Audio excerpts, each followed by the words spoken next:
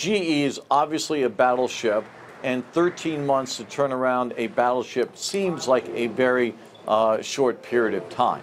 Now, we obviously don't know what went on with respect to the execution, so that's an outside-looking comment.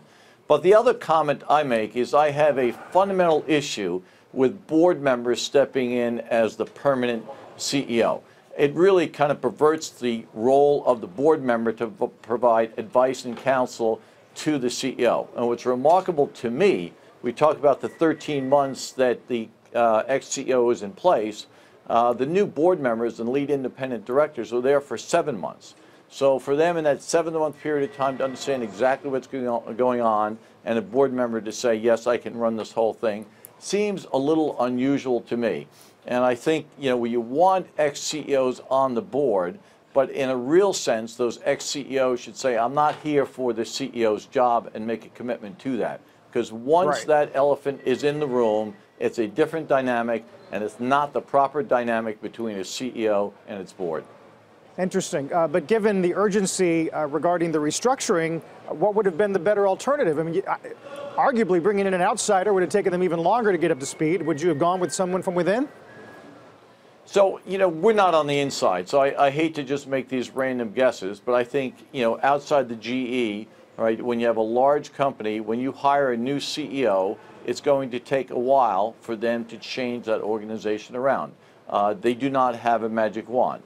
I have no inside information what happened at GE, but 13 months from the outside looking in seems a very short period of time, and for new board members 7 months in, to properly discharge their responsibility to the CEO in that period of time, that 7 months, seems incredibly quick to then know the organization, know the CEO, and then say, okay, I should take over.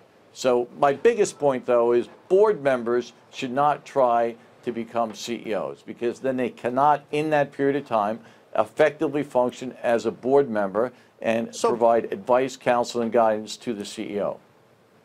So, Bob, quickly, it seems like the cases when this happens are quick CEO ousters. I think of HP, Meg Whitman coming in for Leo Apotheker. I think of James Hackett coming in for Mark Fields. Etsy recently. Do you think the succession planning, or perhaps Plan B, should be further developed so that they don't feel like they have to pull on somebody they know from the board to step in? Yes. When you look at the responsibility of the board, they get to hire and fire one person. That's the CEO. With that power, they have to know that they have to have a succession plan in place. So the Nasdaq board, to give them great credit, always in every meeting pressured me to make sure my successor was being trained. Adina Friedman was trained for the better part of a decade, and you see the phenomenal success she's been since she took over. Yeah. That's a result of the board forcing that discipline over a long period of time.